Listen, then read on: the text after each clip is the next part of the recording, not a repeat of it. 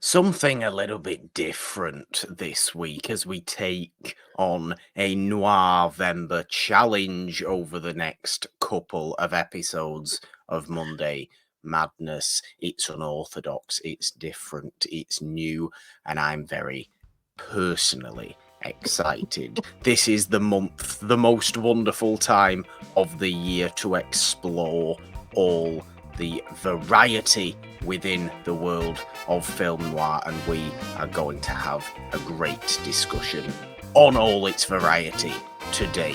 We hope you're excited. Get in the noir mood. Welcome back to the madness.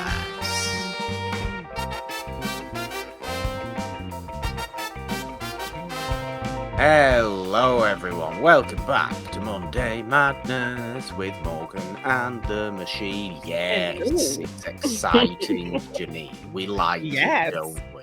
We do. Very excited for Noirvember.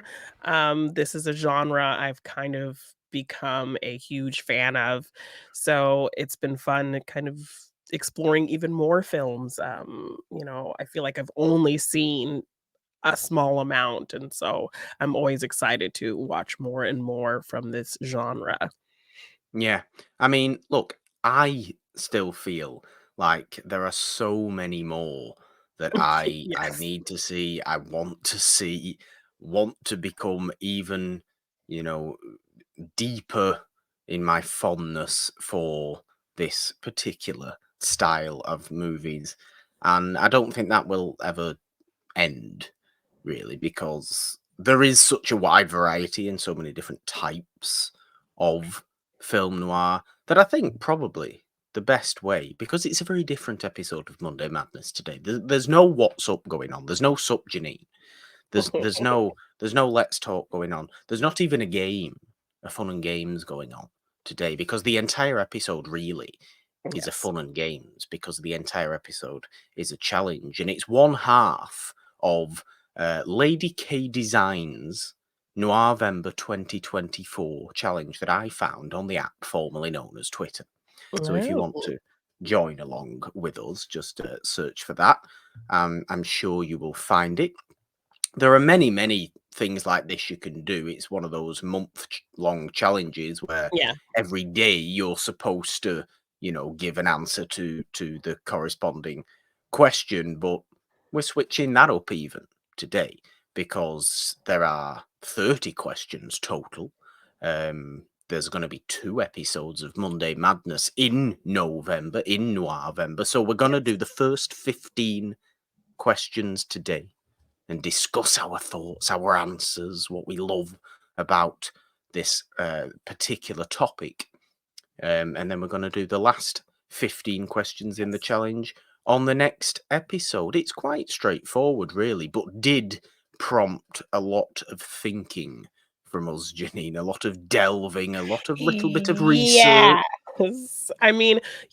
We've covered quite a bit on the show. I think even, we had planned to just do one random film, and then it turned into this whole kind of series of, uh, newspaper noir films. Oh, yes. Um But yeah, as I said, I feel like I've only seen a small amount of noir films. So this, even just this first 15 was very difficult for me. I was having to kind of recall movies that we watched, moments that I enjoyed, and to really kind of get to these questions. I think I even watched movies just to have answers for certain ones.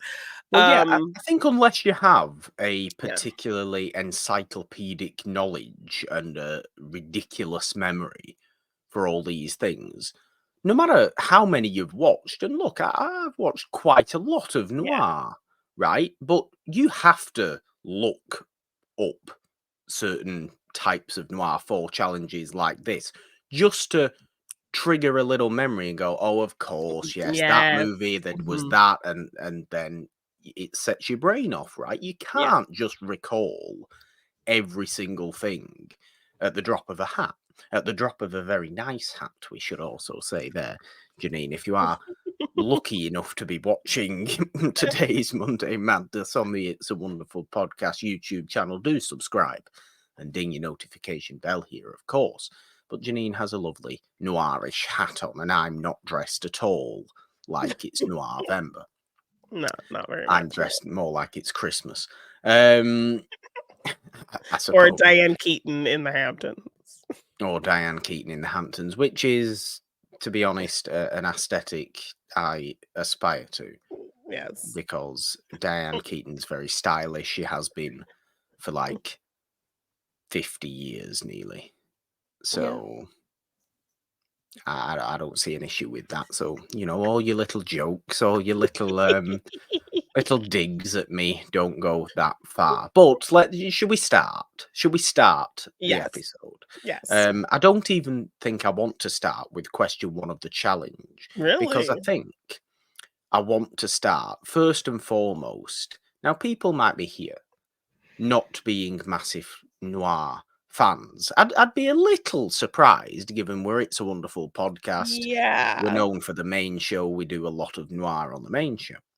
And old movies, of course, and it's a big thing. But being that noir is the genre that is undefinable, being that noir is the most malleable genre in the entire world of genres, Mhm. and it can't be easily defined. It can't be pigeonholed into even certain tropes, because the tropes come under the subgenres of noir Yeah. rather than noir itself. I think we should start by, I want to ask you, what is film noir to you? Oh. Well, wasn't expecting that. Yeah, I think it's a film genre that delves into the darker aspects of life. Obviously, dark noir, Yes, it's in the name. Um we have kind of our very specific elements. I don't think every noir has to have these things, but you're following pretty gray characters um in a world that is not inherently perfect. Um there's deception, there's flaws. So yeah, I think it's mostly just movies that deal with kind of the darkness that lies within society and lies within people themselves.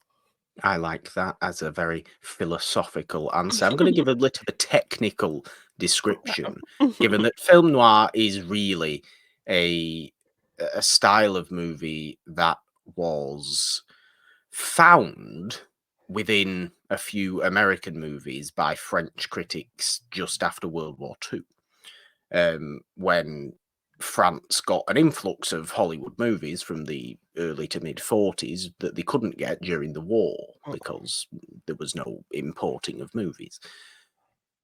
And they noticed a certain trend, movies getting a little bit darker, a little bit more of the crime element in movies was explored a little further.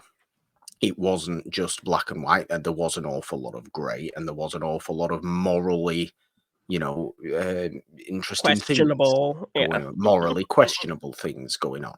And there are those, and we'll get into some of them today, though, the early noir movies, even the proto noir movies in like the 30s, that helped usher what we consider, I think, true noir in. And what we consider true noir in the Hollywood sense is, I think I gave this vague definition on our Touch of Evil episode Yeah. that we've just done as well to kick off Noirvember on the main show.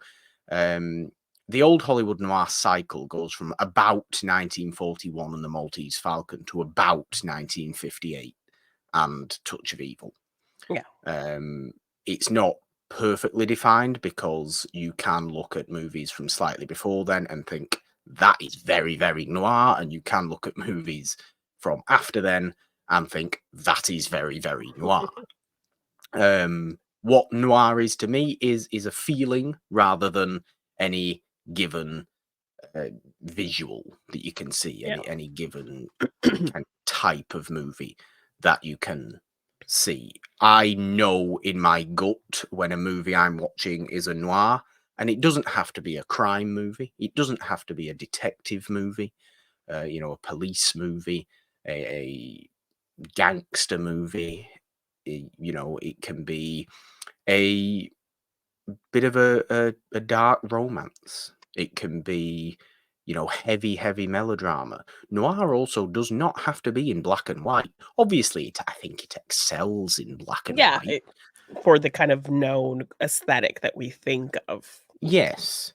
And for a lot of people, I think the aesthetic of noir is Humphrey Bogart walking around in a big trench coat and a hat In the like the fog, one yeah. you're wearing in the fog, um, trying to kind of half beat people up for information on a case that he's looking after, Yeah, because he can't figure out what's going on, and there's a femme fatale involved who messes him around, and it's that kind of vague outlook of noir that I think a lot of people do have. That is the intriguing element to film noir. Um, that type of image is certainly what got me uh, into noir and has taken me on a great journey with a genre that I have not felt with a genre, other than I would say the vast array of horror. okay. I haven't felt this kind of passion for a particular genre other than for horror, and I love that, Yeah, really. I love that it opens up to so many different possibilities because it's so malleable, because it's so moldable as a concept. yeah, That is my favorite thing about noir. That is what noir is to me. It is an ever changing feeling of a particular movie that you might not first think of as noir. yeah. But if it has noir elements, an argument could always be made that you can point at it and go, that's a That's noir. noir, yeah. I don't care if it's a western, it's a noir, Yeah, and that kind of stuff. yeah. Um, there's a famous segment on TCM with Eddie Muller, the probably the most prolific and impressive noir critic there is, who hosts Noir Alley on there and has a segment called Noir or Not, where it's Oh, just discussions on particular kind of cusping movies. yeah. That is it a noir? Is it not a noir? What are your arguments? Is there ever a definitive answer? No. Is there going to be any definitive answer to any of our questions? Possibly a couple, but that's where the discussion comes in. You know, Yeah, I think a lot of these are going to be very undefined, like noir itself. That's what makes it so fascinating. Nothing is black and white. It's all in black and white, but but it's all black and yeah, white is shades of grey, and we like that. exactly. Not Yeah, 50 Shades of Grey. That's not a noir. It's not a definitely noir. not, definitely not. It's a silly thing. But I think after all that, Jeannine, we'll start with question one, Yes. which fittingly is, what is your favourite noir opening scene? Ugh. So for me, I went this was tough. But I It is went tough. with Sunset Boulevard. I also went with Sunset Boulevard, and I love that. I love it. We haven't shared each other's answers either, we No. should say. So this is completely fresh A to both of surprise. us. Yes, yes. Yes. Yeah, I chose it because I love the narration. I love where it goes, and then we get this really stark surprise that we're kind of starting at the end. And it's also Yeah. kind of this out of body narration because our character is dead and Mm, talking about how they're dead and like yeah. how did I get here kind of thing. Seeing So Millie it's Borden these floating in the pool. yes, it's a very stark, memorable image that kind of just imprints on your mind.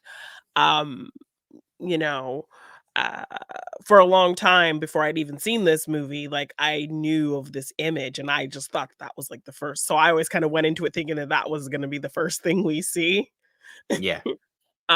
So when we kind of move into it with a narration of the character talking about how he's dead, it's just this really interesting um layer that I don't know that a lot of films of this era did. So, There are so many noirs that obviously play in flashback, yeah, and they will start with go back. something stark like this, and then spend the entire movie explaining why you've gotten up to that point.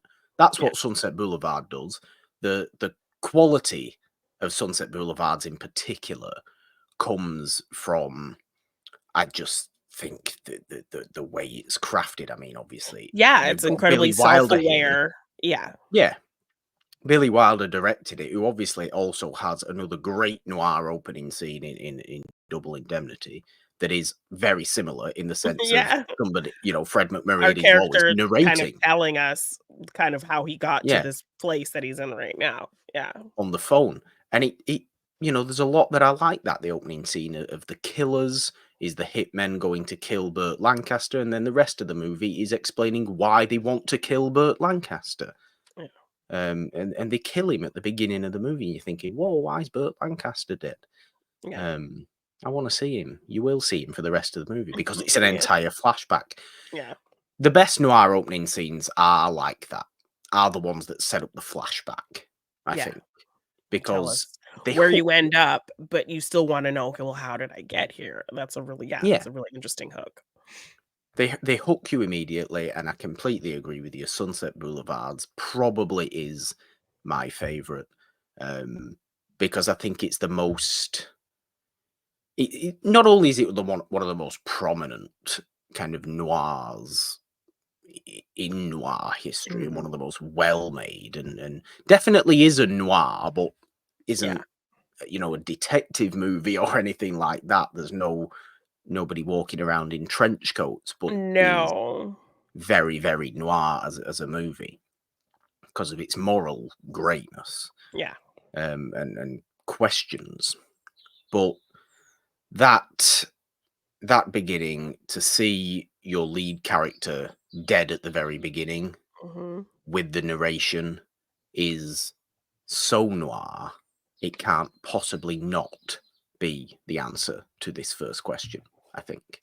Yes, and I think even when you're watching the movie, you kinda almost forget that that's what happened to him because 'cause you're following him and you're You with him, do, and and you you love see him.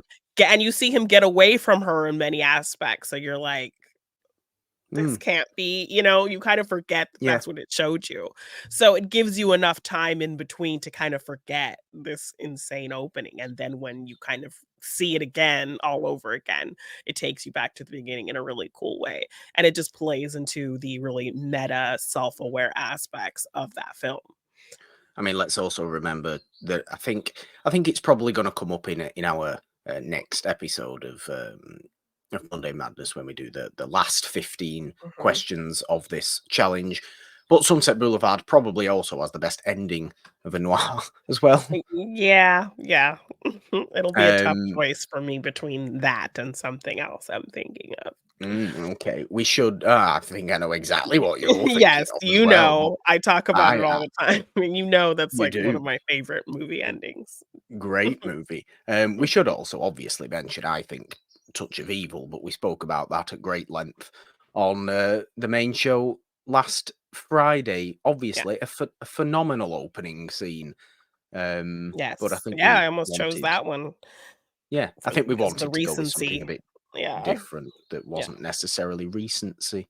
But yes, there we go. Do you have any honourables apart from Sunset Boulevard that we haven't In mentioned? in terms of openings, no, I think we kind of mentioned all of the ones that Okay, we really okay. liked. Yeah. Then we will move on to question two, which is the movie that made you a noir fan. I haven't typed the banner properly, so I'm going to type the banner properly Okay. and then put it back on while you give your answer. So yes, my answer is in fact, Double Indemnity. Um, uh Janine, can I just shock you? oh. Mine is Double Indemnity as well. Thi- thi- this sounds like we've We planned collaborated on this. this. We No, actually we haven't. haven't. Well, no, like I have a whole kind of little bit of a story about how I watched this movie for the first time and really loved it. Um, I don't know if people remember that app, Stardust. Oh That God, review yeah. app, yes.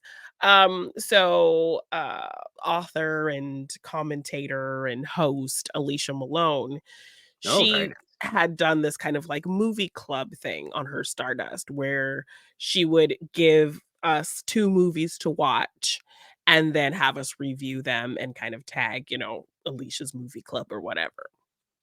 I And do so love Alicia Malone. Great yes. PCM host herself, great author. Have Yes, her books. yes. She's wonderful. She's great, yes. And so the 2 movies I think she picked for the first run of this Alicia's Movie Club was, A Brief Encounter and Double Indemnity. Oh, Yes, so these were both first time watches for me, what's this? and The best romance ever versus the worst romance ever. yeah, so I don't know what I guess she just it was generally classics. I don't remember, like, if she had a theme or anything like that. But yes, absolutely loved A Brief Encounter, and then Double Indemnity was just wow, Yeah. blew me away. So, I just love the twists and the turns and just how sexy Barbara Stanwyck was and, How then utterly useless Fred Y McMurray was. Yeah. yes, and how he's just kind of so caught up with her, and then just how she is at the end, kind of so cold and, Mm. saying his name over and over again to kind of, remind him that, to humanize herself to him so that he won't, like, do anything to her kind of stuff, and just really interesting, nuanced things in this film, really smart. And yeah, I found myself really loving the style of it, the intrigue, the darkness of it. Obviously that great opening, the Yeah. sexiness that was in there. So all of these elements that are very familiar to noir, really kind of found myself latching onto when I saw Double Indemnity for the first time. So Yeah. I mean, I love that. I don't, disagree with a lot of those things. I think I don't have a particularly, as great a story with Double Indemnity, I think, as you had. I think it was simply just one of the first noir movies I watched before I even knew yeah, noir was was really a thing. I watched this movie because I think I just at the time wanted to watch more old movies. yeah, Ended up watching this, and Maltese Falcon to as I mhm. suppose noirs. And if you consider, I don't know, do you consider things like is Vertigo a noir? Hitchcock I mean, is Vertigo a noir? I would It's consider kind it, of a yeah. noir. It's a Yes, noir. I was looking at a lot of Hitchcock because I feel like a lot of his films would be considered noir, but, like, when you look at the listings, they're mostly just listed as thrillers, so then I'm just like, "But" Yeah, I think it's a great argument to have for an awful lot of Hitchcock to be considered noir. yes, because there's Um, a very particular character actress who had a very particular role in a Hitchcock film, and I really wanted to yes, pick her for one of the questions, but then yes, I was like, "But does this movie" so then I ultimately didn't go that way, like, I really which you could wanted have to done. pick I know, but I was real so I'll talk about Yeah, who I was thinking when we get to kind of that question and honorable mention, but I kind we of must. ultimately went another way because I was like, "Is this movie a noir?" I don't know. Yeah, I mean, I get that. We must try and Yeah. rattle through some of these questions as well, Yes, lest yes. we be here for 3 hours, which Yes. I don't think we want to be. Yes. Um, but Double Indemnity is 100% the movie that did make me a noir fan, simply because it was one of the earliest. It Yeah, still is one of my favorite. yeah, It is one of the very very best. It holds true to so many tropes that you consider in that yeah, kind of manipulative genre of noir, yeah, the romantic manipulation. It is one of the noir books that I've actually read, one of the few, admittedly, because I don't read as much as I would like, yeah, but insisted that I read Double Indemnity because I love it so much, and going yeah, back to watch the movie and its little differences after you've read yeah. it is very interesting as well. Um, And we and actually went to the house. We w- actually um, uh, together we got did, got to see the house, from the we movie, did, yeah. we went to the Dietrichson house in the Hollywood Hills Yes. last year. Yeah. when I was over in LA. That was very exciting. So that, I Yes. suppose, makes it Even even more more special. special as a Yeah. noir as well. But 100% it is, and it is one I will reasonably frequently go back and rewatch as Yes. well. As enjoyable as it is, who knew that insurance could be so thrilling? Right? Who knew? Now, the question 3 is an interesting one because we get into what is your favorite proto noir? And this is movies now that I think maybe from the 30s, maybe even from the 20s and Yeah. silent era that um, really formed what would become noir, Noir formed some before of they the had a visual term for it. style, But yeah, but yeah, mhm. the aesthetic, the character dynamics, the feeling of noir before the 40s, Yeah. because the war years, the Second World War years, really formed noir because of the darkness of the world in those Yes. years, Yes. formed in humanity a kind of an expression of darkness in its movies. And in American movies, they were no longer too shy of exploring the fact that people can be terrible yet be the lead of your movie, Yeah. and they not have to die at the end, Yes. and things like that, because we've just witnessed the horrors of the biggest war in history that we hope will ever happen, right? Yeah. So that's where kind of a lot of the noir philosophy comes from as well. But these are movies that came before that time. These are movies I think from the 30s. I have one, and do you know what? I hope we go 3 for 3 here, Jeannine. I'd just like to call it out because my favorite proto noir is Fritz Lang's M. Yes, it is. We've gone 3 for 3. I love it because it's correct. That's why, Yes. Mhm. because it's the correct answer. Yes, it is. Why is it the correct answer, Janine? Because it's incredibly dark. I think particularly with the societies dealing with the situation by the end of the film when they catch this killer and then they have their own moral quandary to deal with, of kind of, killing this killer or Yeah, being better than that and kind of understanding that it's a sickness, it's an illness, it's something that he feels like he can't control. yeah, So do they take that into consideration or do they kind of just double down and become killers themselves? So, yeah, I think, I had to obviously, like, I had to look this up. I'm not gonna act like I knew what a proto-noir was when I saw this question.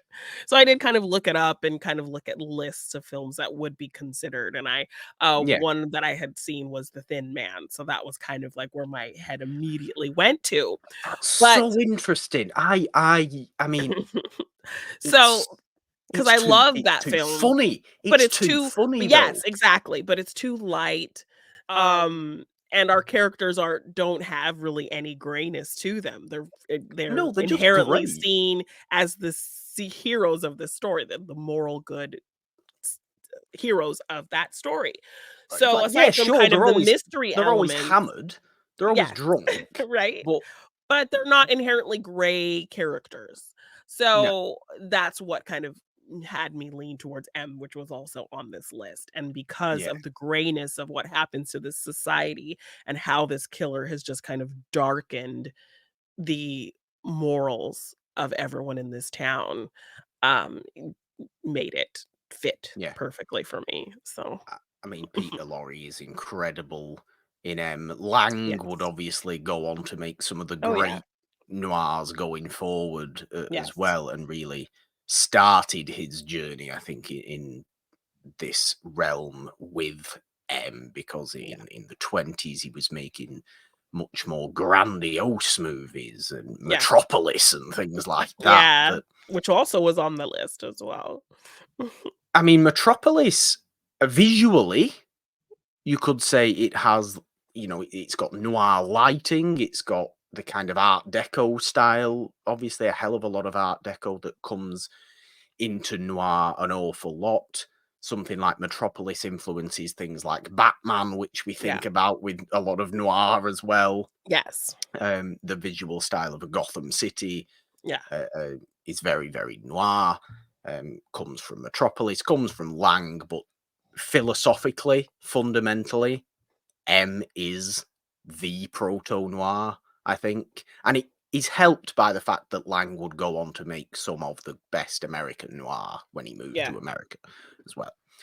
And some of, definitely my favorite, he is one of the very best noir directors. Oh yeah, 100%. And M is one of my very favorite movies, not just international movies, but one of my very favorite movies because of its. I'm just fascinated by it. Its constant questioning. It's why Sunset Boulevard is one of my favorite as well, because it gives you the philosophical question and doesn't answer it.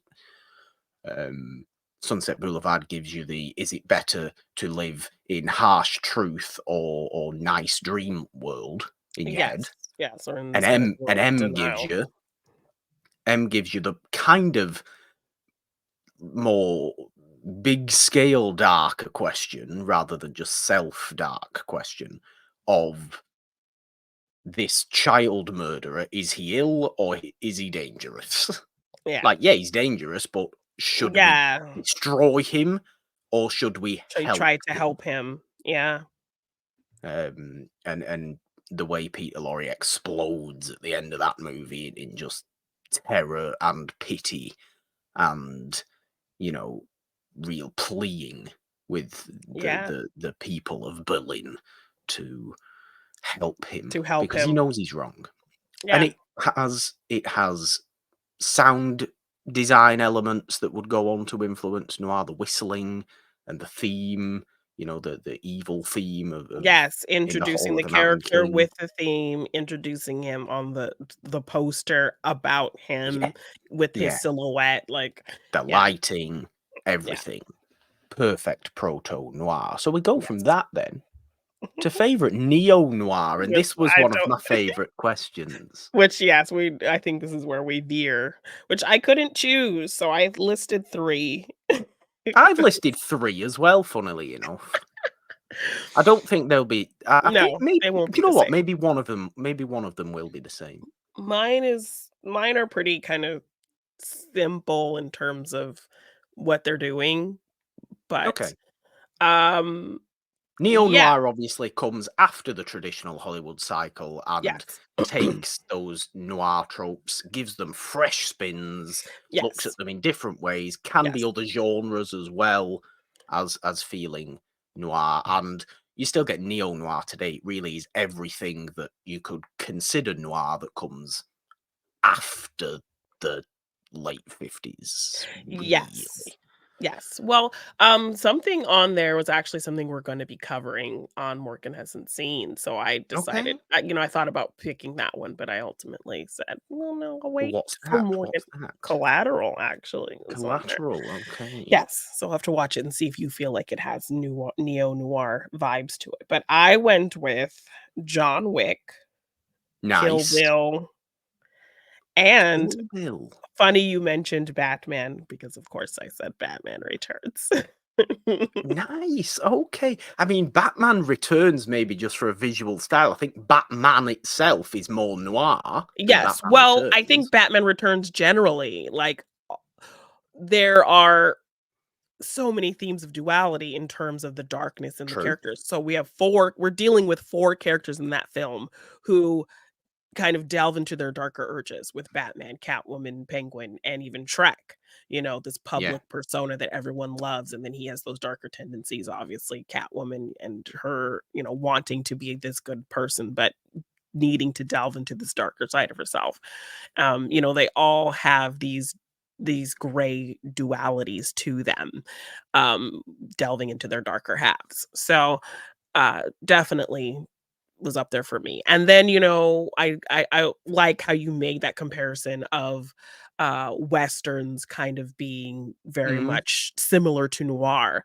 And I Yeah. feel like stories like John Wick and Kill Bill very much could be westerns Well, yeah, I mean, themselves. Kill Bill is the Eastern, isn't it? To what is a Yes. Western? It is Yeah. the samurai movie is a Western because Westerns influence samurai movies Exactly, influence and all Westerns and that, that kind of stuff. yes, and kind of this lone revenge story, and which is very much Yeah, like John Wick. John Wick, just this silent killer going on, getting this revenge, yeah, having this reputation, you could put him in a cowboy hat in a Western as this lone of course you could. silent killer, and, that could You be could a also Western, that could be a noir film as well. yeah, you could So put him in the 40s in a trench mhm, coat if you wanted to. exactly.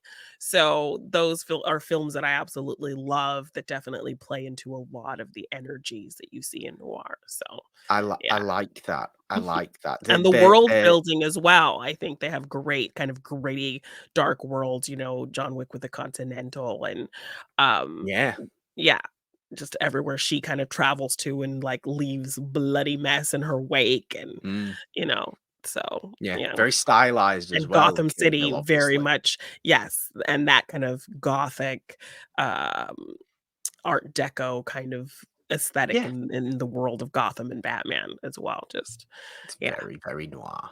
Very, yes. very noir.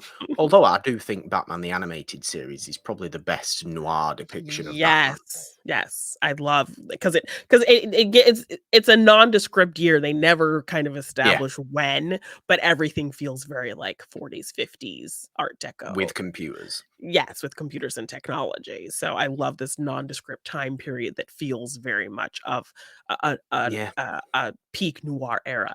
Yeah. I like that, and I like those choices a lot. Well, I think, we have to remember that neo-noir is even more malleable than film noir. Yes, yes, yes. In all these ways, because you can fully consider all those movies neo-noir in Yeah. elements, absolutely.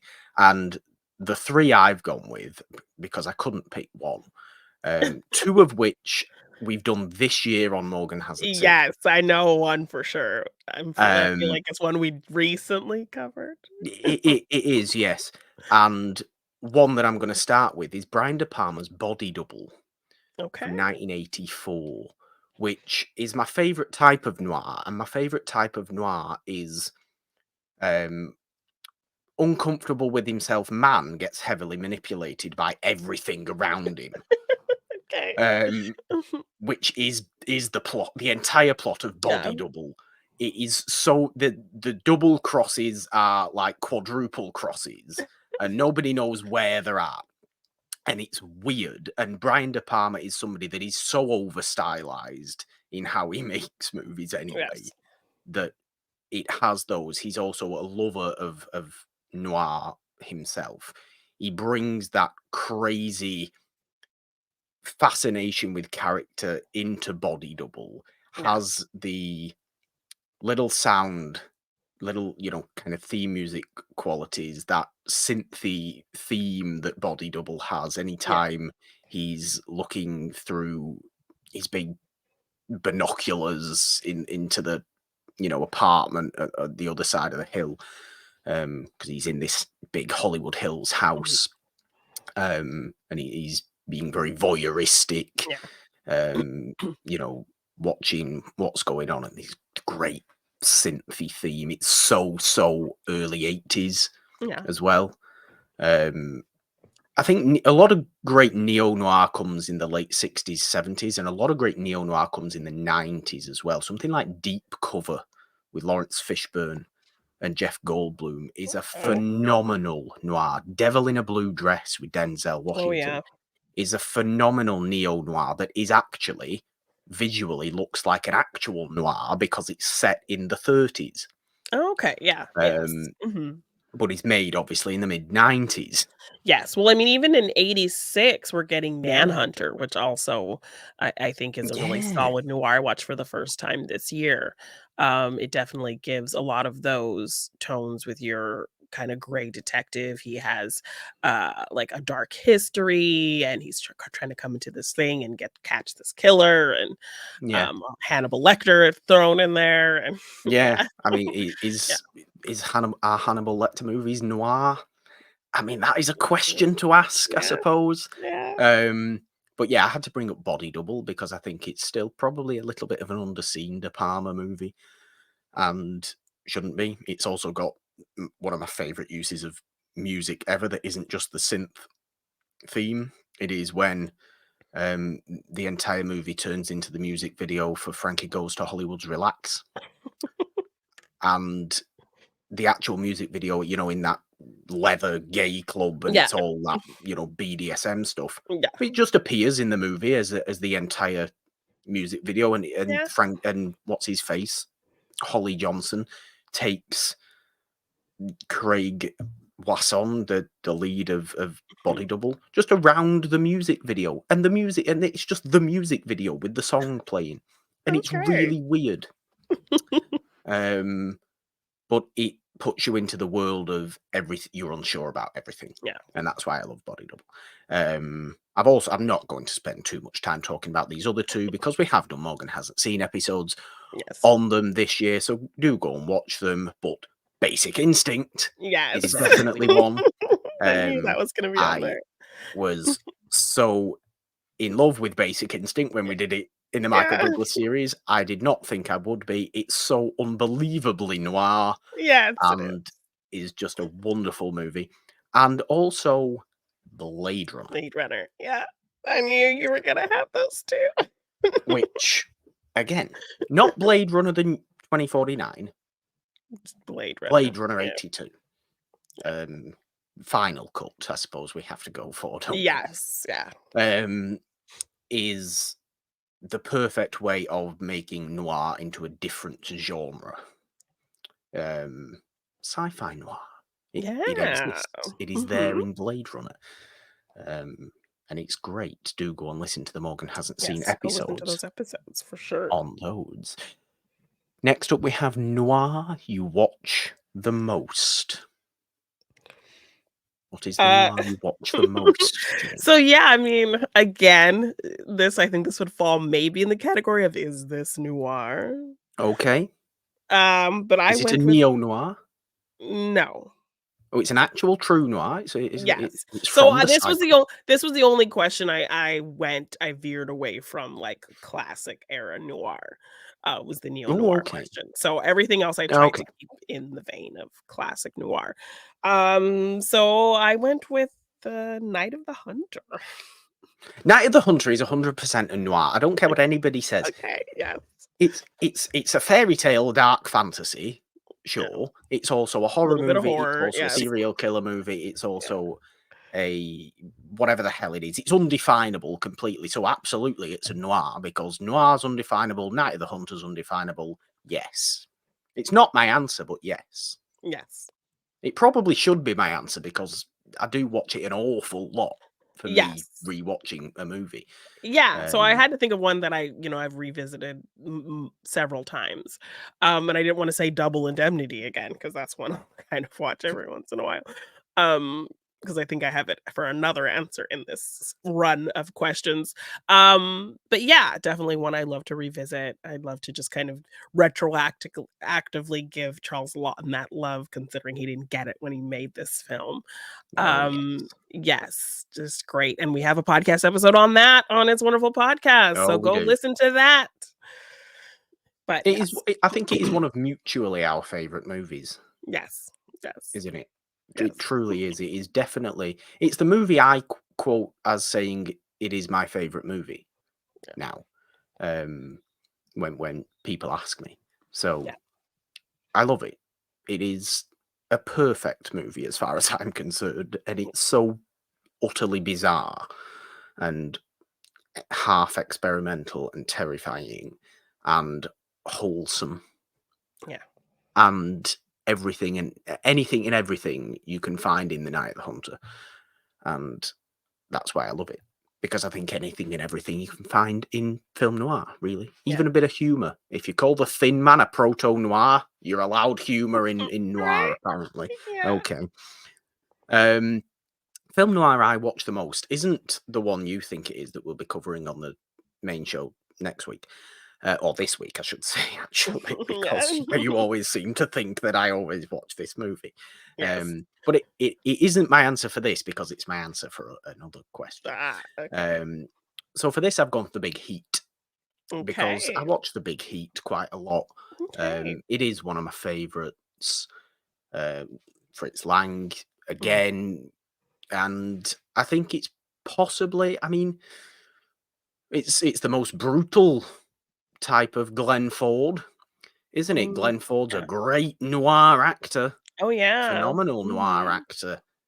It's maybe not my favorite Glenn Ford because I think another movie has my particularly favorite Glenn Oh. Ford, and I hope we'll be talking about that later. Well, we will be because it's my answer for another question. Yes. Um, but it's so good, the switch of him being so family man to the most brutal creature you've ever Yeah. seen Mhm. when when his wife is blown up in that movie. It is a violent movie.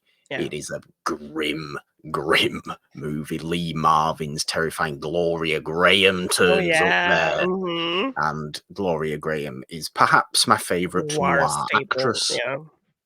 as well. Absolutely, she is, I think.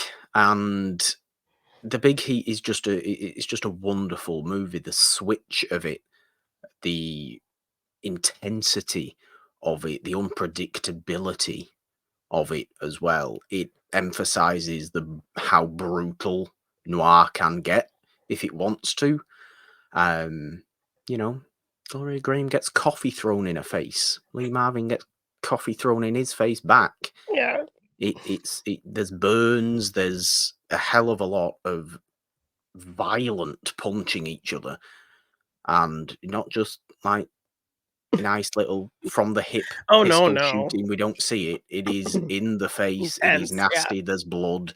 Mhm. It's miserable. Yeah, I And remember when we covered that, like, I was surprised at how much, like, kind of blood that they were showing in that. Glenn Ford is never more harsh than he Yeah. is in The Big Heat. And the way he goes from being so sweet and such a nice family man, a father, somebody that looks like he could be a sitcom dad at the Yeah. beginning, to the most relentless John Wick Yeah. style brutal character. Yeah. When he's just tired and gaunt and Yeah. It's you out for don't look like blood, he would yeah. ever smile again, Yeah. completely out of the blood. The Big Yeah. Heat is mine for that. Yes. Oh, yes, you've answered the question, I haven't you? have, You've yes. answered the question. It was so my favorite double cross in a noir, which is the next one. I'm not going to go into at all because we're going to be covering it on this week's episode of the main show. It's in Crisscross. That's my favorite Okay. double cross in a Yes, noir I have not seen it yet. So, yeah, I'm excited because I've heard you talk about this movie a because lot. it's such a good movie. Okay, It would so have been my answer for the next one, the last one. Sorry, yeah, yes. but I wanted to switch it up. Okay.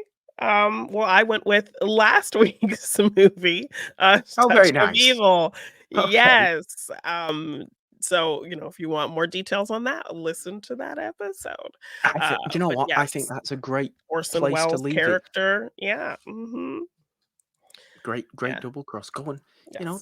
This is a cue. This question has been a cue to make sure you To listen go listen to to the Noirvember. podcast. Yes. Exactly, on the Yes. main show. It's a wonderful podcast indeed.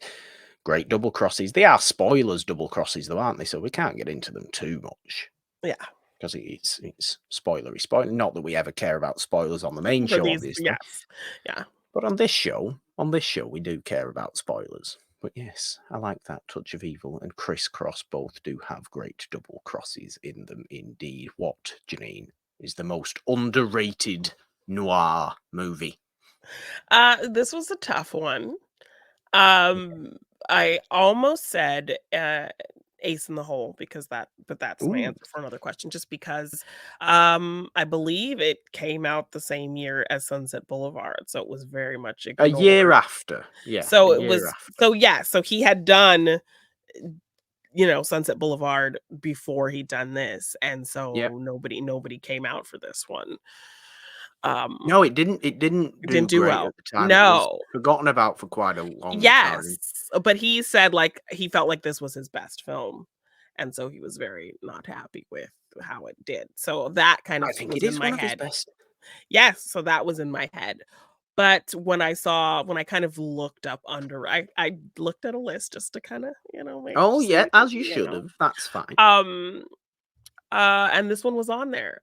Maybe in the question vein of, "Is this a noir?" But Mm, I feel like it is, and it was on that list, and I kind of agree because I think it was a film that both you and me hadn't heard of. Like, I think I brought it to you because I happened to just stumble across it on something else, and that hmm. is No Way Out. No Way Out Yeah, is a yeah. great call, actually. It Yes. it is a noir. It is a Yeah. noir, isn't it? It's a different type of Yes, the noir. fact that it has this racial element in there.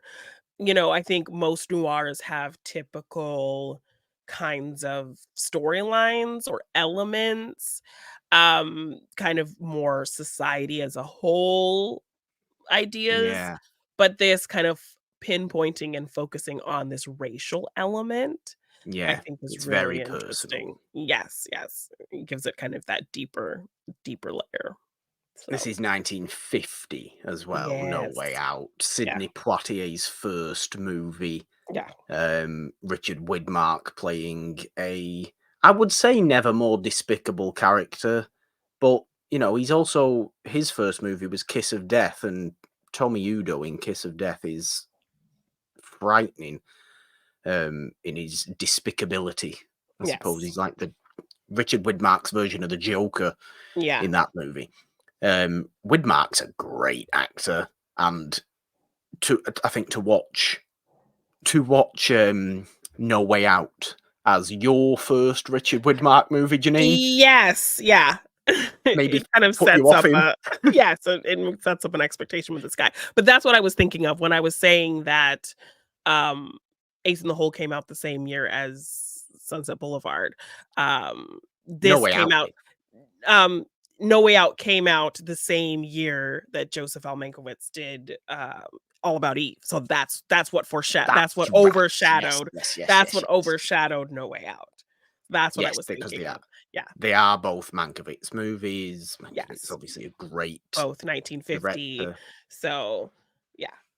So I love that No Way that's Out what is made No Way strong. Out kind of underrated and under the radar because it was going up against his other film from the Yeah. same year, which was a huge thing. So, yeah. And it's so impressively bold as Mhm. well as a movie. The subject Um, matter, having a black lead and all that kind of thing. Yeah. yeah, it is a great movie. It's a harsh movie. Yeah. There are certain scenes that are incredibly hard to watch in Yeah. in No Way Out. Not even from a violent standpoint, but from a personal hatred standpoint. Yes. But it's also a very satisfying movie by the end. Yes, yes, and then also you're depicting a Black educated professional as Mm. well in 1950, Which which is that was Poitier's entire thing, right? yes, yes, and I so am black, to I am come out educated, I yes, am and Sidney so to Poitier. come out of the gate with that, Yeah, yeah, it set him up for, what he would be going forward. the entire career. Um, I like that. I like that. My underrated noir is My Name is Julia Ross from 1945, Okay. which is a tiny little movie. It's about 65 minutes long, or I think it's under 70 minutes Oh, okay. as a movie, but is the best Gaslight movie since Gaslight, and is one of Columbia's kind of B type noir movies. It stars Nina Foch as somebody who is gaslit and manipulated into thinking she is the wife of her kidnapper, essentially. Oh, And she kind of half comes to believe that she is the oh wife of her goodness. kidnapper through this level of gaslighting. Again, quite similar to Gaslight. It Yeah. has that type of structure. It begins more like just a kind of romance thing, has the very, very sinister, twisty element. It's also 1945, so it's a bit earlier Mhm. in noir, I think. noir becomes noir for me after the Second World War. Although some of the best came out during the Second World War, Double Indemnity, Maltese Falcon, that sort of stuff. Yeah. That's why it's undefinable. But My Name is Julia Ross is, I think, truly an underrated movie and an underrated noir. It's melodramatic. Yeah. It is it's incredibly tense, incredibly intense. You want her to find her a little ways out of this grand house that she's Yeah. been brought to. Nina Foch is a great underrated noir actress Okay. as well. Plays a lot of the B noirs rather than the kind of major ones, the ones that just were decent and made money and are good, rather than the ones that got any Academy nominations and things like that. Yeah. But it is a wonderful movie, and if you like the Okay. manipulative side of noir, Yes. uh, which I do because I find it the most intense. Yes, very tense moments with that kind of thing. It is great, and you want to see her escape, and you think she escapes, and she doesn't quite because something always is in the way of her Okay. escaping, and she gets slowly kind of brought back into that's why it's called My Name is Julia Ross. She has to keep Reminding telling herself, herself yeah, that is my name. My name is not Mrs. I forget the whatever. name it is, but it's low key a terrifying movie, very similar to Gaslight. Um, Okay, I'm kind of thinking of a weird deja vu to do with this movie, but, if we okay, ever were to cover it, so, yeah, interesting. it's kind of giving me a bit of, Sandra Bullock in The Net, because that is kind of what Okay, happens to her, but okay. obviously with the new techie technology computers of the Oh, 90s certainly, certainly, energy. certainly. Yeah. Well, let's zip through a couple of more questions here, Okay. Jeannine. We have favorite noir Yeah. cinematographer. I'm gonna go simply. Mine is Burnett Guffey. He is Columbia's kind of jobbing noir Okay. cinematographer. Okay. I've watched so many. Look at all those things behind me, right? They're all most of them are big Columbia noir box sets, and I have them to thank for as to why I like Burnett Guffey's visual look Okay. in noir.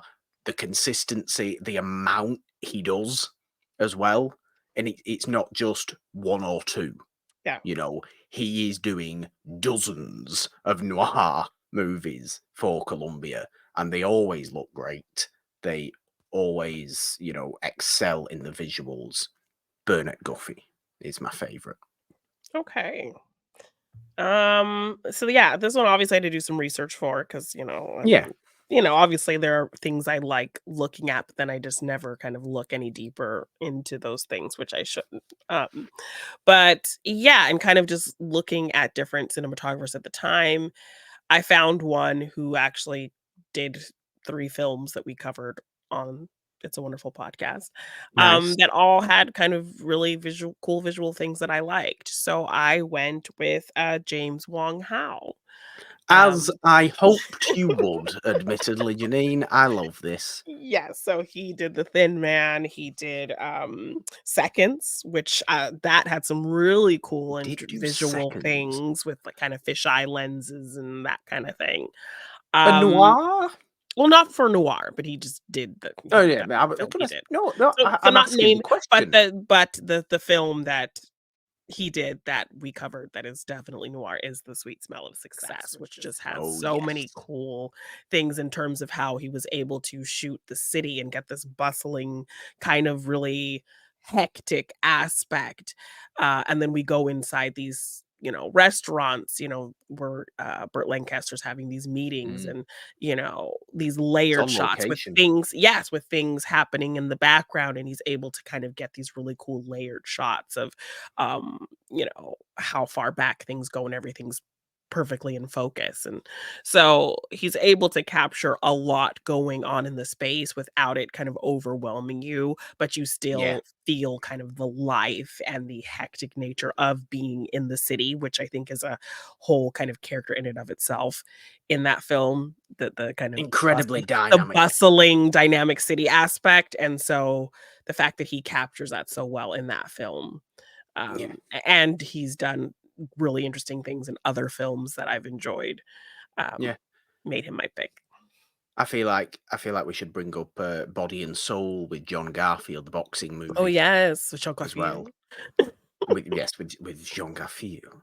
Um, which those boxing scenes, the fighting scenes, the in the ring, it's 1947 and James Wong Yeah. Howe was going about with a little handheld camera. That doesn't happen in Yes, and I 1947. believe he actually studied boxing, like, he did boxing himself, so, he had this insight in terms of how he wanted to, and he started as a photographer as well, so, Yeah. I think when he started taking pictures, I looked up a little bit about him, he would always cut off the heads and not take the pictures perfectly, and because, he's Chinese, comes from a Chinese family, seeing these pictures with the heads cut off, his father kind of saw that as a bad omen. And he's like, if you're going to take these pictures, don't cut our heads off. It's a bad omen.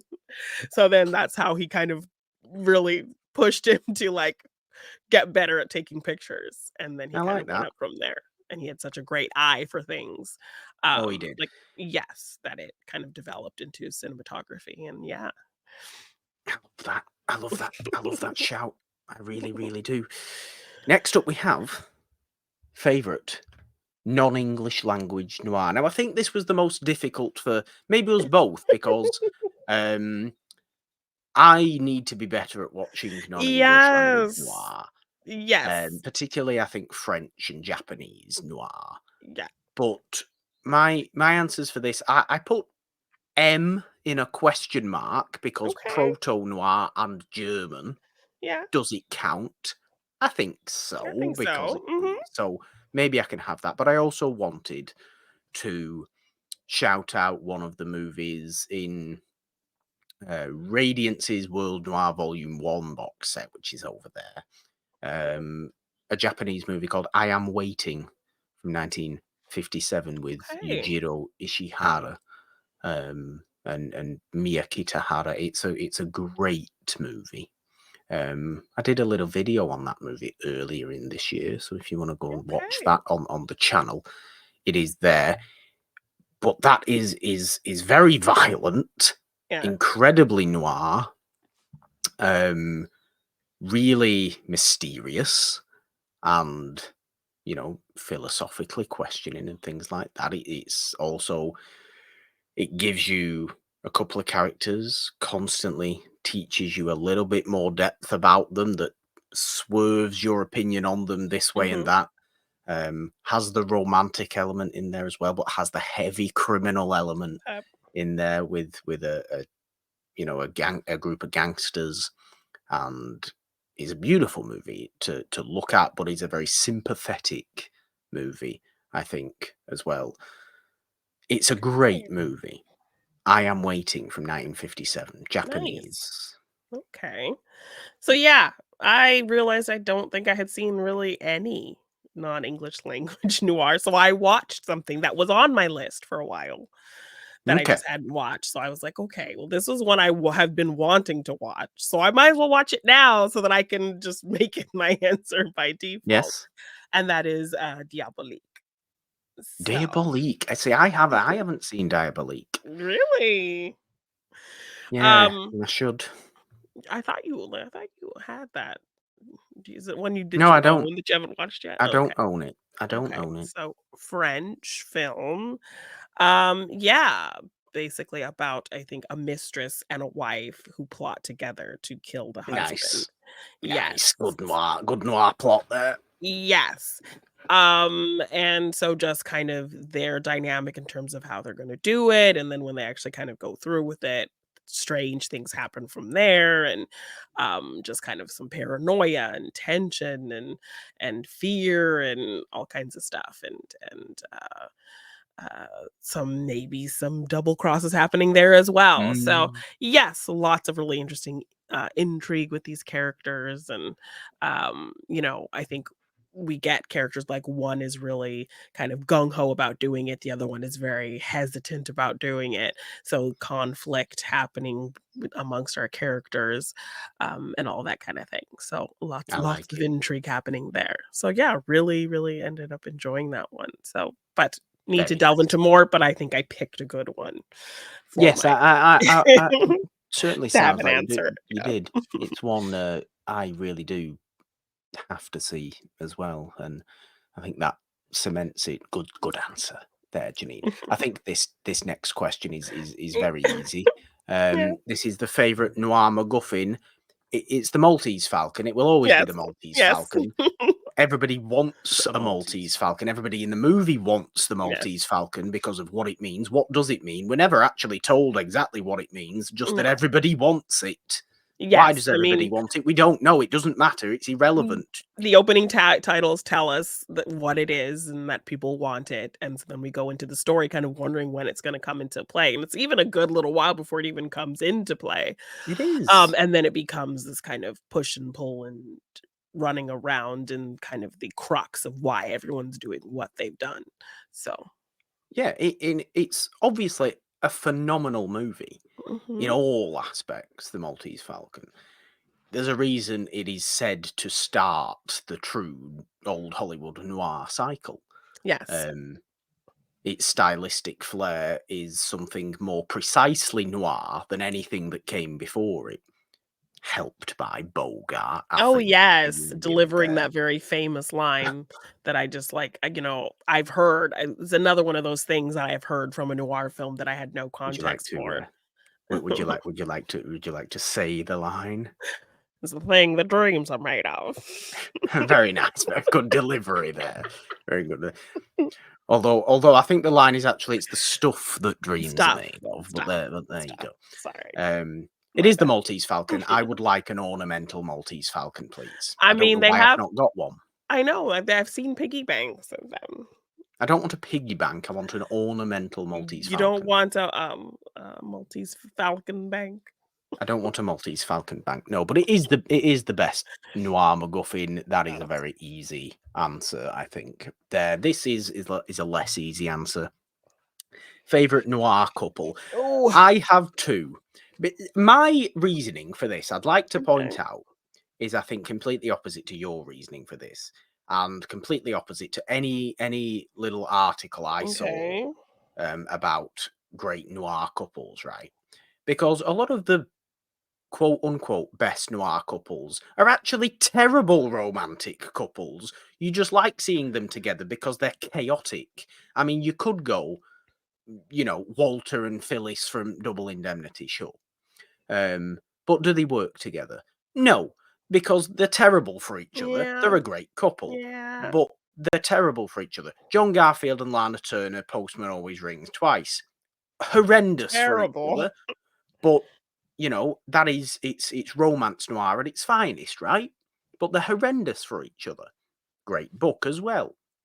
Both James M. Cain there. He's good at writing horrible romances into his noir literature. Um, I mean, who else do you have? Any Bogart and Bacall movie, but is the actual romance in the movies as good as the romance in real life? I never think it is. Okay. So what I've gone with is two choices. I think, Jenny. What? Oh, Why? well, just Why are wait you till you hear looking my like that? answer. You've pretty Right. much just you pretty much just dissed my answer, so it's fine. I Continue. apologize. Continue. No, I don't diss your answer. Continue. I'm just thinking about where I No, come no, from. no. Give your answer. It's fine. You have you have reasoning for going with your answer. I mean, I could go what Johnny and Gilda from Gilda, but they're not good for each other. No. It's great couples that aren't good for each other. So by all means, your reason can be different to my reason. And when you hear my choices, you'll be thinking, what the hell is he thinking about? I want to know if Casablanca's a noir, please. Yes, I couldn't figure it out. I was debating, so I left it alone. Right, so if Casablanca's a noir, it's Rick and Ilsa from Casablanca. Okay. Bogart and Ingrid Bergman, obviously, from Casablanca. It's got noir elements, definitely. Is it a noir? Is it a war movie? Is it a romance movie? It's everything. Alternatively, I've gone with the somewhat humorous but genuine pick of Charles Lawton and George Macready in The Big Clock. Because Charles Lawton was constantly obsessed with Steve, his right-hand Yeah. man, and Steve was Mhm. constantly obsessed with Charles Lawton. Okay. And they never I left each like other's it. side, and it's one of the best gay-coded couples in noir. This Okay. side of Lee Van Cleef and the other dude in The Big Combo, and I suppose Glenn Ford and George Macready. What is it with George Macready playing gay-coded couples? Glenn Ford and George Macready in Gilda as the other side of it. Yeah. Yeah, there was Um, we did talk about that on the episode. There's an episode of Gilda, so go check that out. But yeah. there's also an episode on The Big Clock. The Big Clock's a wonderful movie, very, very Yes. tense Yes. movie, and I just had to bring up Charles Lawton at some point. Okay, okay. Well, we did So bring that him up is a little bit my when I talked about Night of the Hunters, so we were giving We him did, some yes, love. but I didn't have Night of the Hunter, and I didn't know Mm, if you would. okay. So, I mean, I feel like your answers actually make more sense because they are actual noir couples. I've just gone for this weird idea Well, of of it's a couple it's in the your romance mind that yeah, you it's a want to romance that see. doesn't work, so I don't want to see it. Yes. Well, I picked one, where I felt like it is a Bogart and Bacall because, Okay, obviously they have incredible on-screen chemistry, but I feel like this couple is actually not incredibly toxic of a couple. I think there's actually love and care there and bettering of one another in this okay. pairing. So I went with Bogart Bacall's characters from Dark Passage, so Vincent Perry and Irene Jansen. Because Understandable. he is somebody struggling. He's, convicted of this crime that he did not do, is finally, out and no questions asked. She decides to help him. So she Yeah, is just taking him on his word, benefit of the doubt, and quickly kind of forms this really great trust with him that he doesn't betray. So I love kind of just her really completely just trusting him and, putting her faith in him and him living up to that, and then her helping him, clear his name and figure out what's going on, and so I yeah, love the kind of blind trust, which in most cases you're like, "Lady, he's some strange guy with bandages on his face, what are you doing?" But when it's the 2 of them and the chemistry is there and, you see that he's actually a good when he's with her, mm. you like them together in the context of that film. So, Dark Passage is the underrated one of the four, isn't it? yes, yes, which is one I really enjoyed because I love those POV shots, Mm, where it's from his yeah, perspective and we don't see what his face looks like, and it's, kind of well into the movie where we actually get to see Bogart. yeah, And then obviously their dynamic chemistry is great, and I loved that relationship that forms between the 2 of them, where she's just kind of immediately like, "Okay, I'm gonna help this person, I'm gonna put some faith and trust into this person, I believe him." And yeah, and it pays off for them. So, yeah. I like that. I like that answer. Look, you can't go wrong with Bogart and Bacall. It's a better answer than the one I gave, basically, isn't it? Because mine was a bit yeah, silly. no, I appreciate Um, you wanting, some gay romance, so, you know. well, whether I don't personally want it, that's not Well, what we're I saying. mean, you Uh, you want you support gay romance. certainly do, Yeah. certainly do, especially in Charles Lawton, who himself was or Yes. had some sort of fondness for gentlemen, should we say, Yes. um, as well as his excellent wife, who he liked, but not in that way. Regardless, favorite noir scene that moves you, Jeannine? Now, these are very Yeah. moving scenes, very emotional scenes. Now, we're Yeah. going to be talking about what is your favorite noir scene that moves you. Um, I'm probably gonna go with the end of Ace in the Hole. Um, Nice. Okay. yes, with Kirk Douglas's character, and he kind of uh comes to this big realization that he failed this person That he is the purely. worst person in the world. Yes, that he failed this person purely for the spectacle of a story, and ultimately is kind of responsible for the death of somebody who he told told, "Hey, I'm your friend. I'm here to help you." Yeah. And this person died trusting him and believing in him.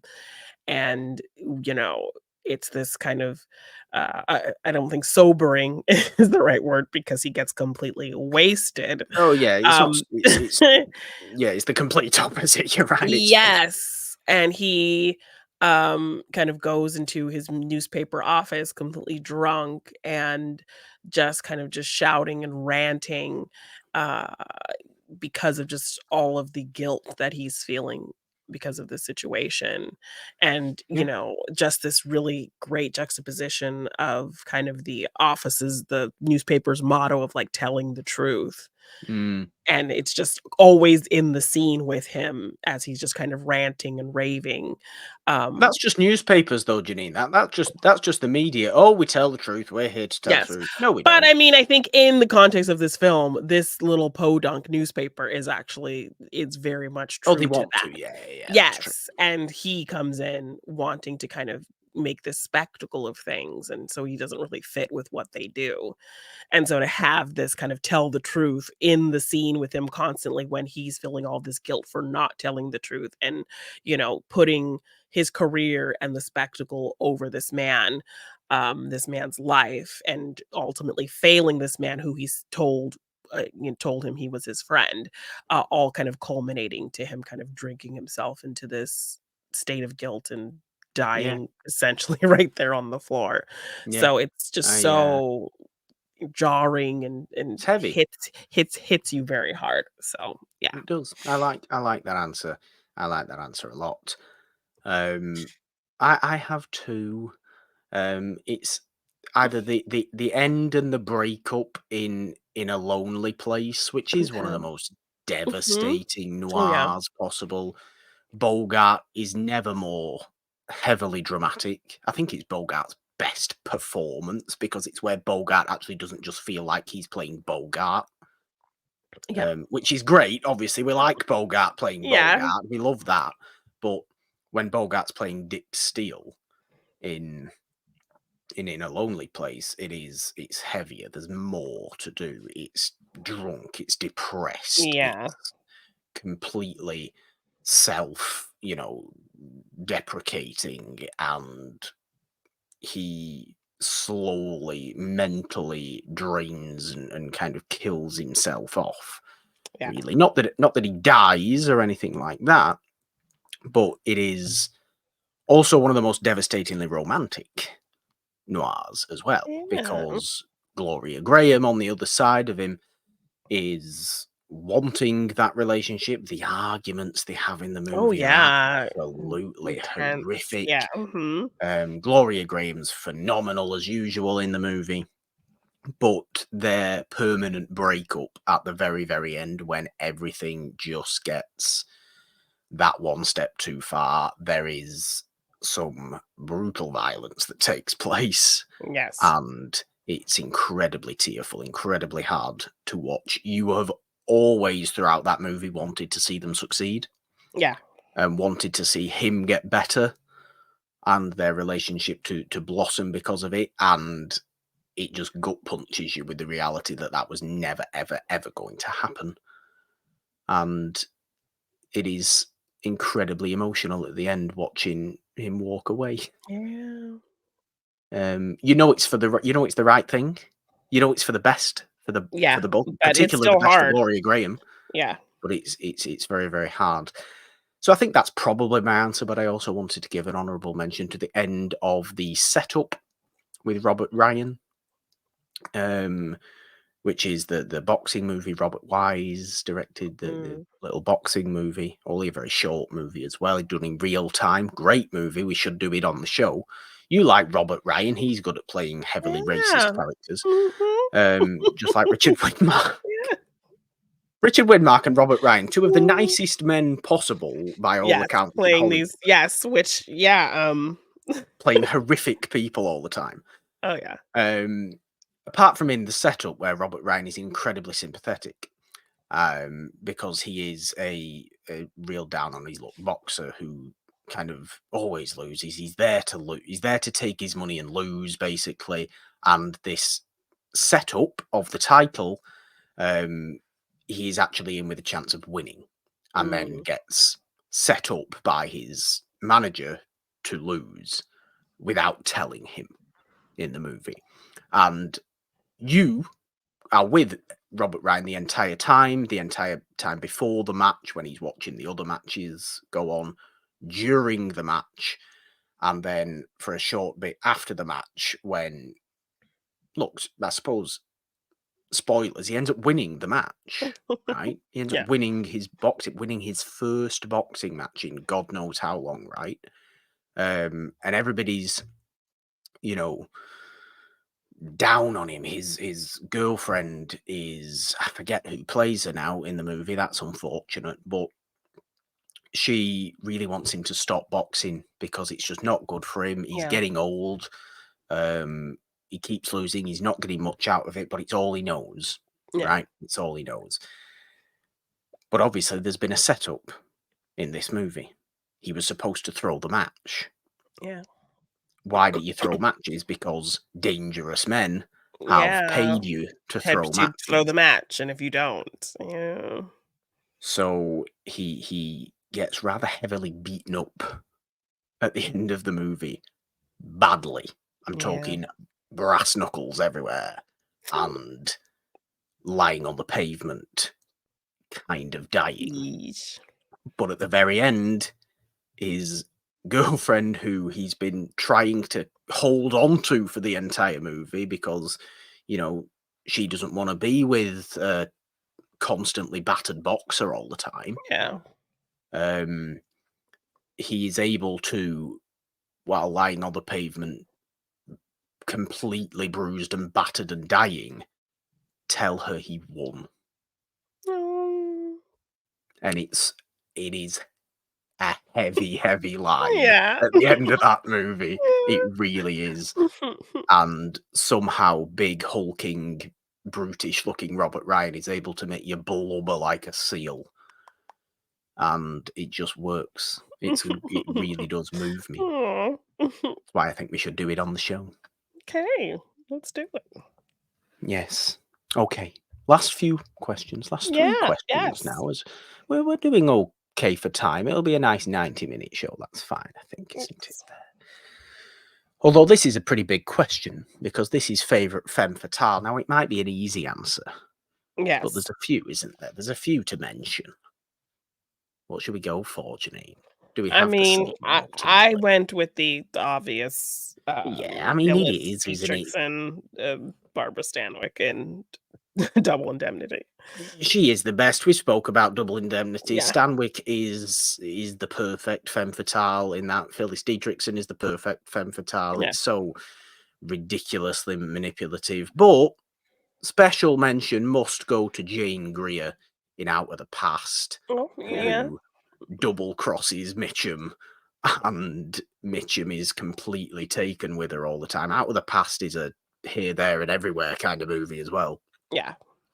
But when Jane Greer becomes fully violent in that movie and starts getting a bit shooty, as we like to say, it is rather shocking.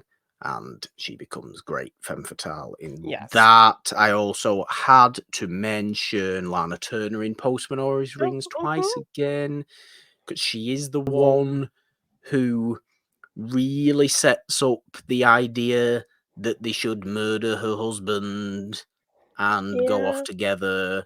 It isn't really John Garfield who does that. He's just kind of there because he's taken with her.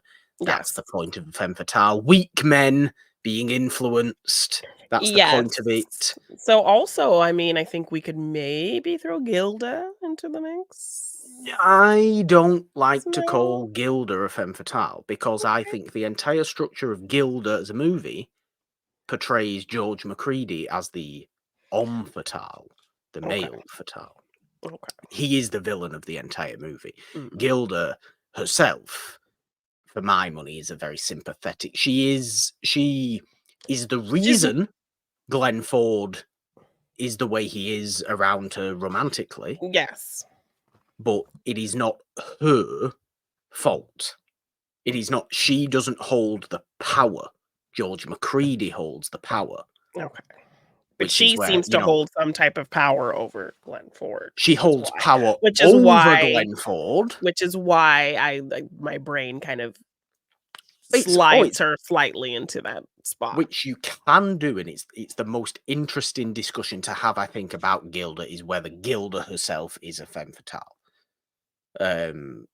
She does hold the power over Glenn Ford, but that's Glenn Ford's fault. That's not because she wants to, Mm. because she's also got power. It's a whole big triangle, isn't it? Everybody has a little bit of power over everybody else Yeah, in Gilda. very true. It isn't Phyllis Dietrichson, who is so self-assured in what she's doing all the time, or Lana Turner, who's very self-assured in what she's doing all the time in Postman. Yeah. I've also put Ava Gardner in The Killers in there as well, Okay. Yeah. as a little mention, and also Anne Savage in Detour, Ooh, yes. because I like that. as just the Mhm. most horrible person you could possibly wish to Yes. meet. Yes. Whether she has any self-assurance whatsoever is another question, because she's Yeah. completely disheveled on the side of the road Oh, when you yes, meet her. yes. She's not kind of holding all the fancy pants cards when we first meet her. But uh, she has sway over Al in that movie, um, a lot, and she is incredibly vicious. You know, I always say savage by name, savage by nature about Anne Oh, Savage in that movie, oh. because she is very Okay, savage. okay. Um, Um, but it is and it Phyllis Dietrichson. yes, and we mentioned the movie already. I maybe Mary Astor from Maybe the Mary Astor. Maltese Falcon. Femme fatale, I mean, leading lady of noir or femme fatale? I She mean, kind of, yeah, she is kind of manipulating the she is. situation. She Yeah, is. That is playing the true. part, and even though he can kind of read through it, he still gets sucked into a I romance don't with know. her. Maybe I just look at Mary Astor's face and think she's sweet, and I look at somebody Well, like that's what he did Stanwyck too. and go, That's what he did too. That's what "You are, you are Bogart right." did as well. I mean, it's not like I don't look at Stanwyck and go, "Oh, look at she's sweet." Yeah. As well, because I can do that, but not when she's Phyllis Dietrichson, not when she's No, got that no, she haircut. I completely go, evil, transforms. No, evil. totally, totally. For example, I don't look at Anne Savage in Detour and go, she's sweet. I look at Yeah, her and go, my God, she looks she's like some sort of crazy. demon woman. Yeah. Um, Yeah. but yeah, interesting discussion to have, although I Yes. do think it is Phyllis. There, Yeah. this now is, I think, a biggie. Favorite Well, noir character actor. What is a character actor, Jeannine? Who constitutes a character actor? What level do you have to be? Just a recognizable I face in think noir, or do you have to know their name? I think you maybe know their name. They pop up in several things in kind of notable moments. Um, but they don't pull too much attention. They have their moment to shine and then they kind of just go off in the background. Can character actors lead noir movies? For example, is Edward G. Robinson a character actor? I would say so. Is Dana Andrews a character actor? Yes. I mean Interesting. I mean, I mean, I view character actors as somebody that can lead movies, but very, very frequently doesn't. does not. Yes. Um, A so Brian Donlevy. is a character actor in noir, I think. My answer is, I think, the expected answer is Dan Duryea is my favourite noir character Okay. actor. He does his thing and he does it so perfectly all the time, and he does one Yes. thing. He can lead movies, he can lead noir movies, and he has led noir movies, but not frequently. He's Okay. always the I think supporting slimy villain. I feel like my answer is kind of the same vein as your answer. You've Okay, also good. brought him up multiple times as you brought up Dan Duryea, and that is Richard Widmark. Richard Widmark, yeah, okay. I Widmark, mean, character I'm actor, thinking yeah. Does lead particularly movies. in Kiss of Death when he pushes that poor I woman mean, yeah, down the stairs in the wheelchair. yeah, Um, so yes, he kind of pops up a lot and is very memorable and skeezy and awful, and he can lead, but he's also played very memorable, notable kind of secondary supporting characters. yeah. So I think that is what a character with actor very is, really, isn't distinct it? kind of personality traits that make it a character. Yeah. So, I don't think, character actors have to be on the level of Elisha Cook Jr., for example, who you yes, could put in this, but he's always there and always will never always ever supporting, lead would any never lead movie. anything. No, no. Which I thought about him. I thought about putting him. And even when I did look at a list for this too, just to be sure. Yes. Um, but ultimately didn't go with him. And the one I was talking about that I Mm, considered mentioning, also like a movie I wasn't sure because it's Hitchcock and all his films are very muddled in terms of, yeah. is it noir, is it just thriller? Was Thelma Ritter, Yeah. Thelma particularly Ritter's great in in Rear noir. Window. I think she was great, a really great standout role in Rear Window, but is Rear Window a noir film? So Yeah, is Rear Window and Noir. I mean, speaking of Widmark as well, a movie I don't think you've seen, but I think you should pick up on South Street with mm, Widmark and Thelma Ritter. okay. Great movie. Thelma Ritter plays this old kind of how do you describe it? She sells secondhand goods and is also a little bit of a pimp, Oh, I guess. okay. Great film. If I'm remembering rightly. She's good in the movie. She's really she gives character actor energy in that Okay. movie very much so. Um, I like the answer of Widmark though, because I think he is that line of he's definitely a lead, but he's a more interesting lead Yeah. than your handsomest of handsome men. Yeah. I am a leading man lead. Yeah. You know, he is a character actor lead, much like Edward G. Robinson leads plenty of movies, Yeah. but obviously looks like a bulldog toad. I thought about Martin Balsam as well. Martin Balsam, interesting shout there. Yeah, okay, I like it. I do like it. Dan Duryea for me, definitely. Yes. Our last question, Jeannine, in this great volume 1 of Noirvember on Monday Madness is sexiest noir, because there's only one answer Yes. for me, and we've brought it up many times. It's Gilda. Oh, It's not Gilda. It has to be Gilda. How's it not Gilda? The entire point of Gilda is sex dynamics. I mean, yes, and also you get those undertones with the 2 men as well, of course. I You mean, do. And I Rita don't Hayworth is know. incredibly sexy in the movie. I And just Glenn went Ford, for my money, is also incredibly sexy in the yes, I movie. agree, I agree. Not But Joel I Creed. I went with, the similar choice to Esteban Viejo with, The It's Postman Always Rings Twice with you Shankar know Field. why I didn't you know why I didn't go with The Postman Always Rings Twice but with Jean Garfield? Because the book is way sexier. Ah, okay. That's See, I didn't why have I'm that gonna go with context. that. I didn't have that Yes. context, but yes, I picked The Why Postman? Postman. Yeah, I mean, I don't think I was expecting it to go that hard with what it did. Please read the I think book. yes, okay. Um, yeah, and I think we did end up watching both versions of that We did, film. yeah. The Yes. Nicholson and Jessica Lange Yes. version. Yeah, so very intense in terms of, the attraction with our couple and the kind of need and desire and all of that kind of Mhm. thing. So yeah, I think it's the most, I guess, explicit when it comes to that. Um, uh, Sure, okay. in Yeah, terms of what they choose to kind of depict and how far they choose to kind of take it. In terms of other things that we've seen or other noir that I've seen. So yeah. I still think it's Gilda. okay. You can't. I'm You've got not to stick arguing together. with that. No, No. yeah. I mean, the entire point of Postman always rings twice is sex dynamics as well. Yes. Um, between the three of them, but it's not between the three of them because the husband and John Garfield don't have any sexual tension at all. No, not at all. Yet in Not like Gilda, Gilda. No, that's quite a you bit, know, yeah. Johnny and Ballin, as we like to call him, um, Ballin'!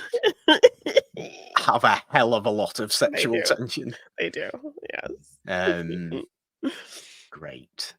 That does it. Alright, part That does 1. it. Part 1, Volume 1, Noirvember on Monday, Madness. There you go. What an exciting time it is. That's been a great discussion we've had there. Yes, yes.